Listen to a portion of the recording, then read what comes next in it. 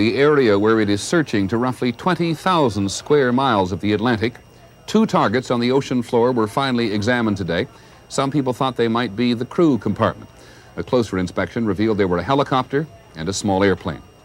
One search team did find this cylinder, probably a fuel tank for the orbital maneuvering system. And the search for why it happened? As ABC's Lynn Scher reports tonight, the spotlight is presently on the solid rocket boosters. NASA let reporters and photographers see Challenger's launch pad today for the first time since liftoff. But security guards and a fence served as reminders that everything related to the shuttle disaster is still under investigation. The fire that consumed Challenger seems to have begun here, above the normal flames of the solid rockets designed to hoist Challenger towards orbit. These pictures were taken from a beach north of the pad, and combined with the more familiar shots from other locations, they provide graphic evidence of the shuttle's deadly trip. From this angle, the launch looks normal. But 58 seconds after Challenger left the pad, this tongue of flame that doesn't belong on the right-hand booster. It seems to be burning through, either at one of the seams where the rocket segments are bolted together, or where the rocket is attached to the huge fuel tank.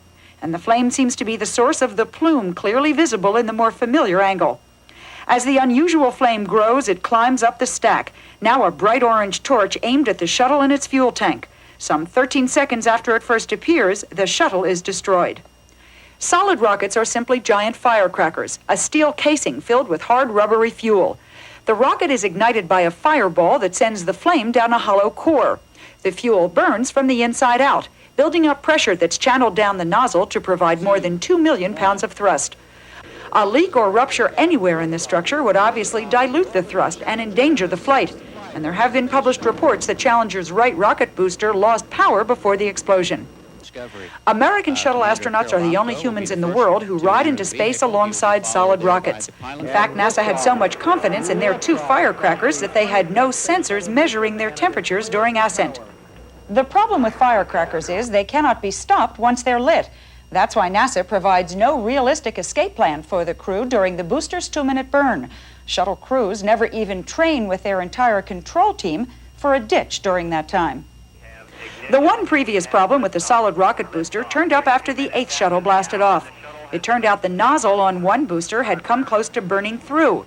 A similar suspect nozzle was replaced on the next flight. And as workers today at the Kennedy Space Center readied parts of solids for some future shuttle launch, a report has surfaced claiming shoddy workmanship was responsible for damage to a booster section intended for last week's mission. The section was replaced. We do know that parts of the rocket in question were flown before.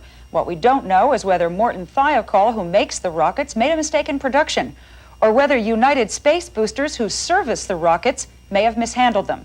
What we do know is that shuttle controllers have started working again, looking at a possible unofficial June launch as something to plan to.